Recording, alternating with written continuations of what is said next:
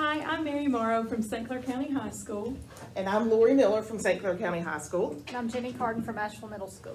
And this is Lisa Glasgow, and she is the curriculum coordinator for elementary schools at St. Clair County Schools.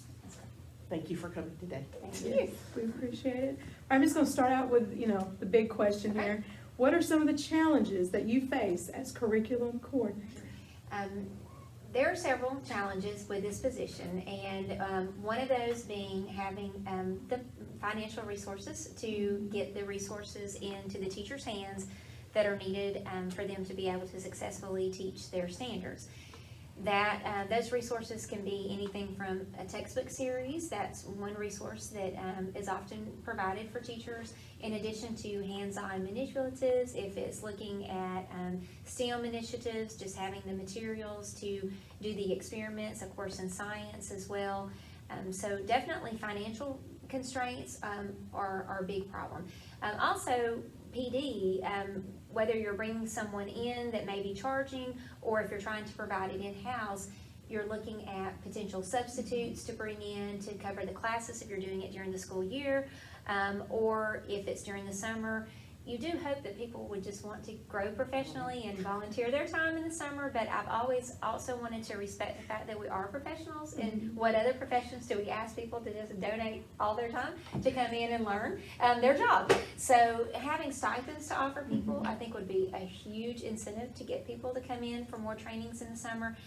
So financial constraints. So do you get funding like from the state or is it from the state? There government, is, local, or- typically, the money, the professional development money, teachers do receive that. Well, it goes to the schools, and the schools have to budget how they want to use those professional development funds. At our central office level, if you have title funds, and we do as a system, Title II funds can be used for professional development. They have to tie back to our ACIP, our annual continuous improvement plan for the system. And I do spend a lot of time begging Deborah Carroll, our federal programs coordinator, to see if she can fund some of those PD opportunities. So that was a really good question, because I don't think a lot of people really understand how that works. Now, for resources, we do get textbook money per student, and of course, when you have big adoption years, such as the ELA and the math, and when they're back to back, which they're fixing to be, math first, then ELA, when you adopt usually for 6 years, sometimes the 2-year gap. Those resources are very, very expensive. So some years you have, you don't have as big of programs, and you still get the money, but you're really not supposed to hold on to that money. So it's all a delicate balancing act to have the right amount of money when you need it to align the resources. So financial constraints, time constraints, obviously, and then just the rollout of the initiatives. Often there's a lot that's being brought down to us from above that we're rolling out. A lot of those mandates are unfunded, and having the ability to get everybody trained, the resources aligned, those pose pretty big barriers at times to the position. How do you create or maintain an integrated curriculum horizontally and vertically? Yes, and at the elementary level, that I do think is, well, I've not been a secondary curriculum coordinator, but at the elementary level, we are fortunate to have instructional partners in each of our elementary schools. Therefore, we meet monthly, and we, definitely with a new course of study, we're going to look at those standards. We're going to look at the tools provided by our Alabama State Department of Education through the Insight tool, look at understanding those standards, how we need to ensure that the teachers have the understanding of the standards, and then resource alignment. For example, we know with this Alabama Literacy Act, we've got to get the right resource for our county. We haven't had a resource in ELA for 14 years for elementary. And so our teachers have started looking everywhere. Teachers pay teachers, and they're just grasping at straws. And so we have a hodgepodge. And we've not had an elementary curriculum coordinator. We had a school improvement person who did a lot of curriculum. That was Jan Bailey, but that was not her official title. And so she did what she could with curriculum, but she had other priorities that took her time as well. So looking back at this, and not having a resource and not having a lot of guidance from any body at the central office, we have a lot of different things happening in our schools, and my focus is trying to bring us back into more of a common practice and aligning that horizontally and vertically. So when we have these standards and we look at them, and especially if they're new standards, we not only look at the grade level standard, but also what came before that grade level and what's coming after. Through support of our in-service center and through OGAP training, and we also had a period of training that our AMSTI supported vertical teaming, which we looked at those standards and broke them down by grade level. So that's difficult, again, because you have to have the time to get the people together. But really working with those instructional coaches and doing a lot of embedded professional development in those elementary schools with their principals. I have found in elementary schools, and I'm not judging middle and high, and y'all work in those situations, so you will know better than I, but elementary principals seem to be very involved in curriculum. And I think it's because there's usually teachers are usually self-contained, and everybody's teaching all the same subjects. A secondary principal cannot be an expert in every single field within their building. So our principals are typically also very integral in that curriculum alignment and making sure that they are allowing for their teachers to meet vertically and horizontally. We're not where we want to be with that, but we are making steps towards that. And I think in some schools that's definitely a priority, and they give their teachers time to meet in diverse groups. You mentioned all these new instructional programs are being rolled out. How do you assess those? How do you assess whether they are And that's another good or whether they're doing Yes. what they're supposed to be doing? Yes, and that is another portion of this job, is not only making sure that we understand the standards that we have to be taught, that students have to be taught, that we align the resources for teaching those standards, but then assessing whether or not our instructional strategies and our resources are doing what we're asking them to do.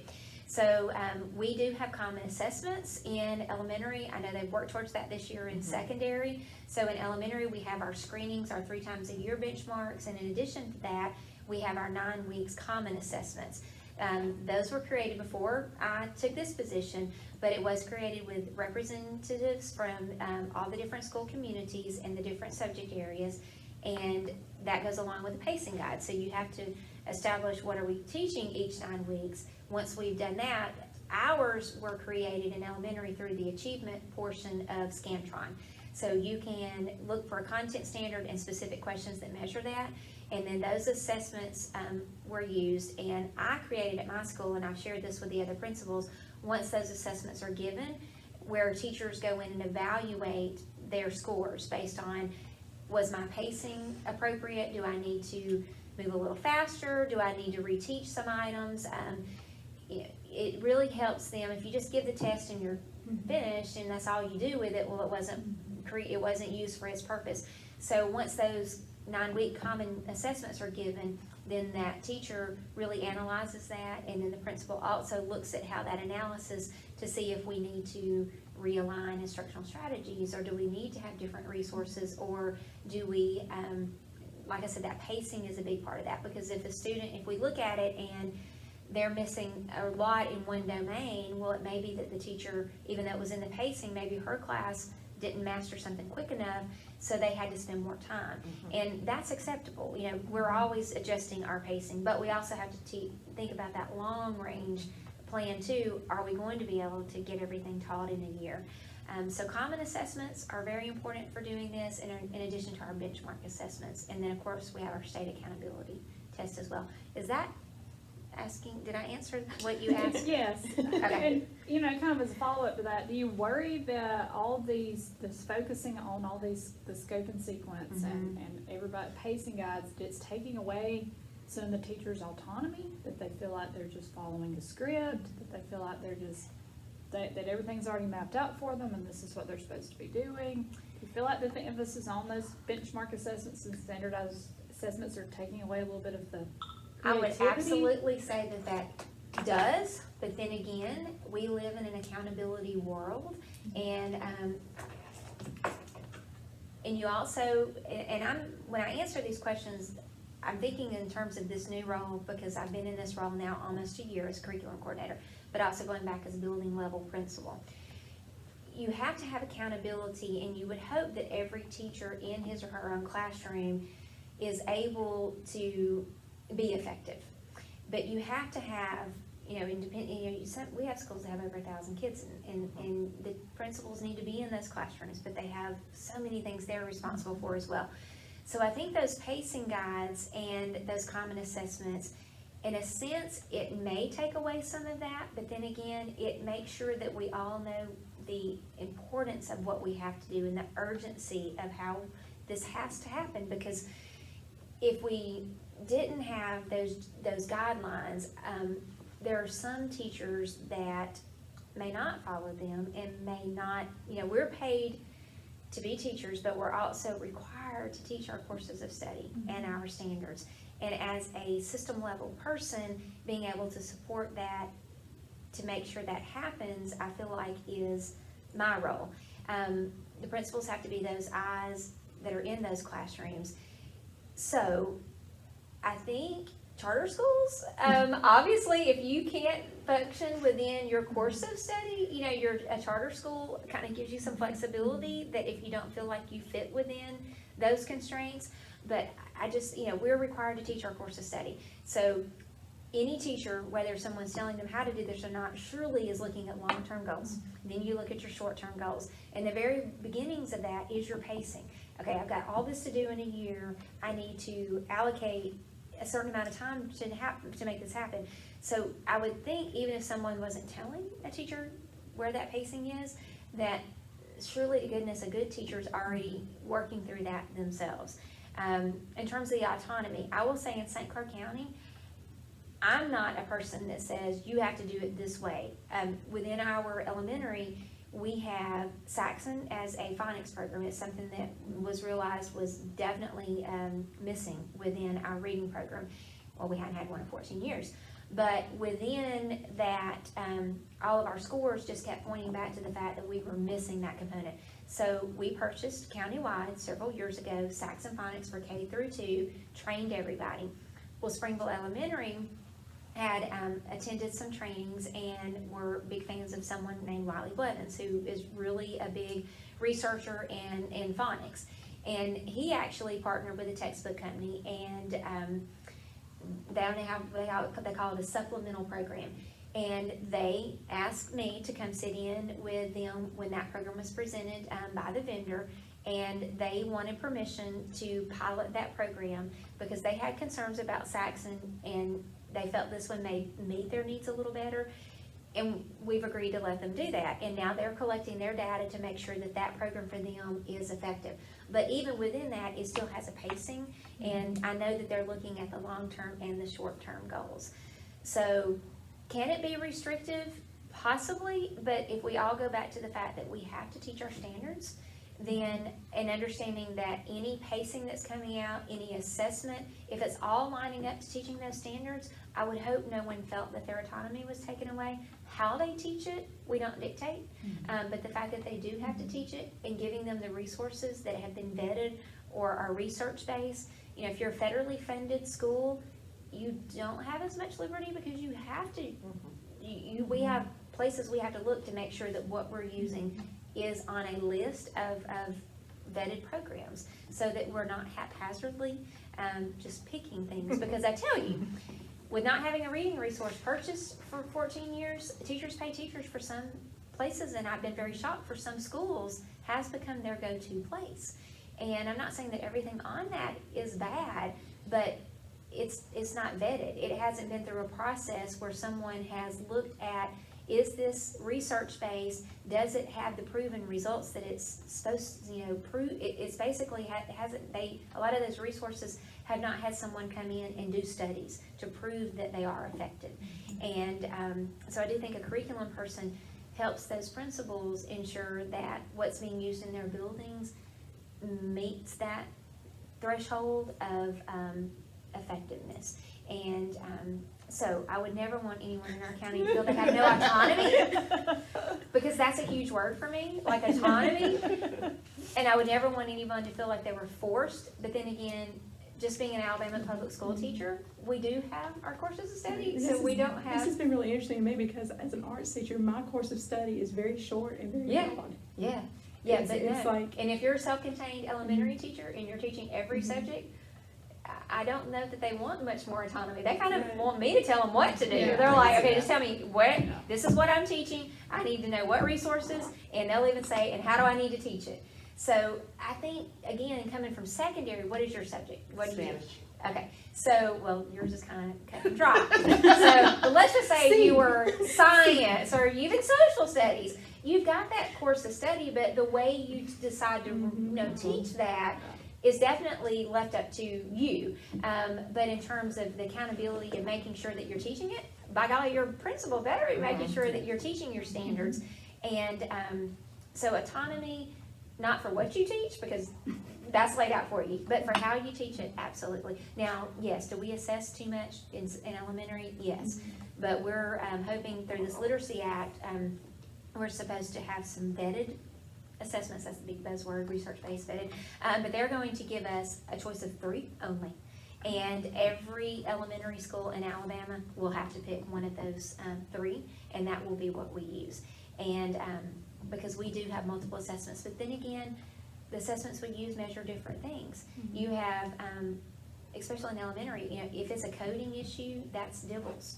If it is, then when we give them the performance, or even if you have STAR, that is more about the comprehension end. So you're trying, and some things are timed and some things are not timed. So you learn a lot by giving multiple assessments, but do teachers sometimes feel like they're assessing more than they're teaching? Unfortunately, yes. And that part, even principals have said, we got to pick. We can't keep doing all of these. So that part I do agree, that at times assessing too much prevents us from the focus of teaching. Does anybody have anything else? Because, We've got, I think we're good. Okay? thank you. We Well, appreciate it. and absolutely. We so We appreciate you you. taking And- on the role with curriculum. Yes. And now we have that. And so I will thank tell you, just like when you walk into that classroom, there's no rule book, there's no guideline, there's, we did have, and if this is, I think with this degree, it could be a potential for each of you to think about curriculum, or else you wouldn't be working on this degree. But when I came into this position in 504 as well, there's no training. We do have quarterly curriculum meetings, thank the Lord, that the State Department does. And we get to hear what all we need to be doing. And I will say this year, and I don't think this has happened previously, at the beginning of the year, they did get a list of all the new curriculum coordinators, brought us together in Montgomery, and allowed us to have a time to say, what do we need support with? Because I will tell you, there's a lot of rules around textbooks adoption, and I don't know all of those. So there's a lot of things that I'm learning. What can we spend money on for specific things? That whole textbooks adoption process is a big formal process. And, I'm depending on state level people to support us. And again, your in-service centers are really big to support us as well. I'm excited to know this degree is there, because administration, I think, because I did that, and I got to this role through administration, being the teacher, then administration, and sometimes I think you need that perspective to understand what a principal's doing, or walking in their shoes kind of idea. But then again, I noticed when I was a classroom teacher, then when I was more of in a coaching position, I was involved with curriculum. When I became a principal, I wanted to be involved in curriculum, but I was putting out fires all the time. And if I didn't have an instructional coach in my building, I would have been very disconnected from curriculum.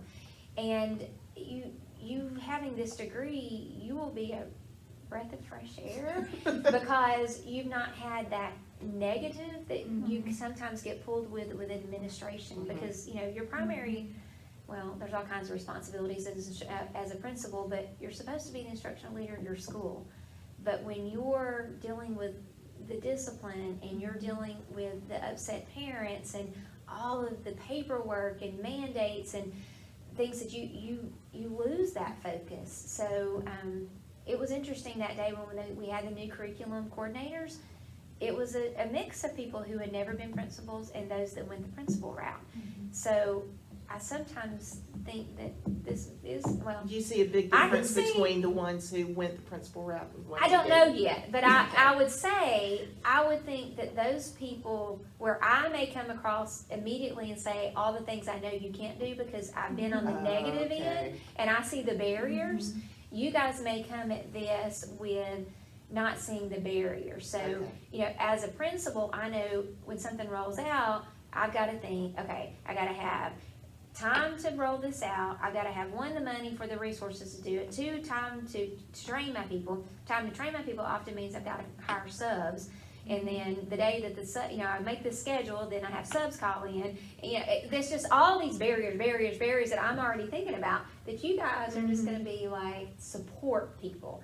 And maybe, I think you need both, but I think that maybe you can come with new ideas that may be refreshing, I guess to say. Thank you. Thank you Thank so you. much.